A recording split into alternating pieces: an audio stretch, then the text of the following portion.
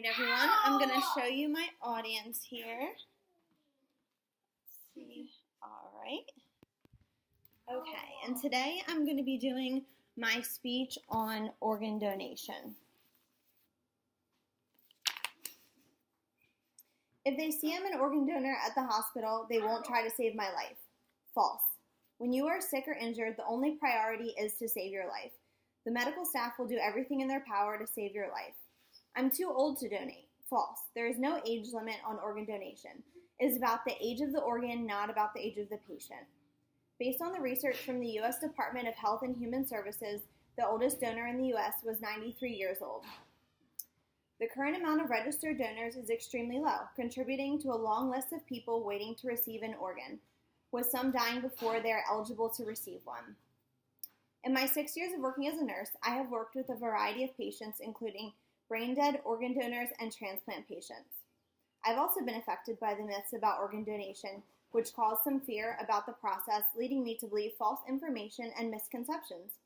Today, I want to give you clarity on these myths and provide you with factual information as to why you should register to be an organ donor and how to change our policy about organ donation that could save thousands of lives.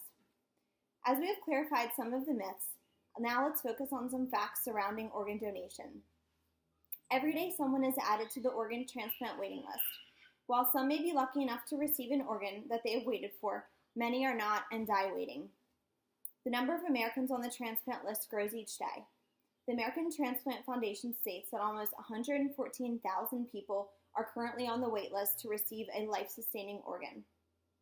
Every day, Americans die from not receiving an organ. According to Donate Life America, 8,000 people die each year, which breaks down to 22 a day and almost 1 per hour, because they did not receive a life-sustaining organ in time. Now that you're aware of some of the amounts of people who are affected waiting for an organ, let's focus on how we can lower these numbers. There are currently no laws in the U.S. that require you to be an organ donor. By changing the policy on organ donation from an opt-in to an opt-out system, the number of organ donors will increase. In the United States, an individual can opt in, meaning they are not automatically an organ donor. However, they can sign up or opt in to become one.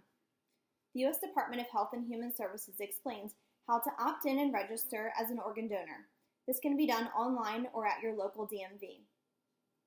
Wales, Sweden, and Poland are countries that have an opt-out system, which requires all citizens to be organ donors.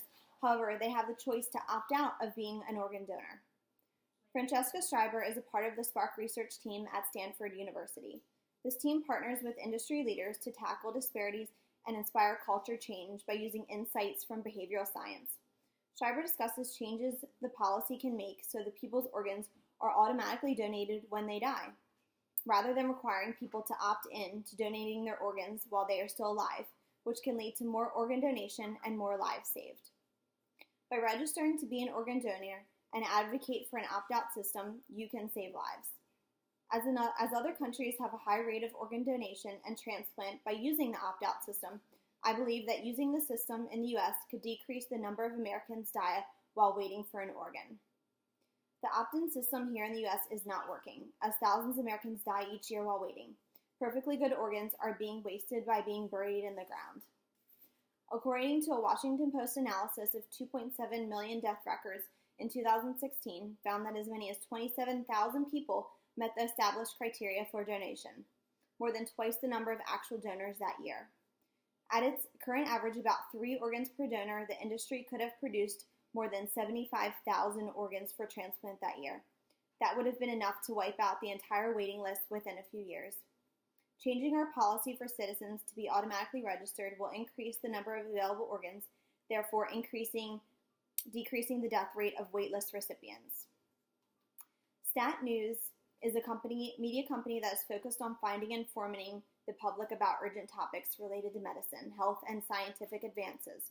Journalist Leah Samuel informs us that the rate of registered organ donors in opt-in countries such as the U.S. is only about 15%.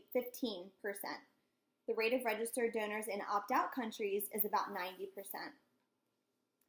As you can see, here in the U.S., we have a very long wait list and a high mortality rate for people waiting to receive an organ. Some countries have been able to improve their amounts of registered organ donors, however, we are not there yet. There are many myths about organ donation as thousands of Americans die each year while waiting for an organ. Changing this policy to an opt-out system could save many lives. At any moment, it could be me, you, or any friends or family that can be in urgent need of an organ. Will you check that little box on your driver's license and become an organ donor to choose to save a life?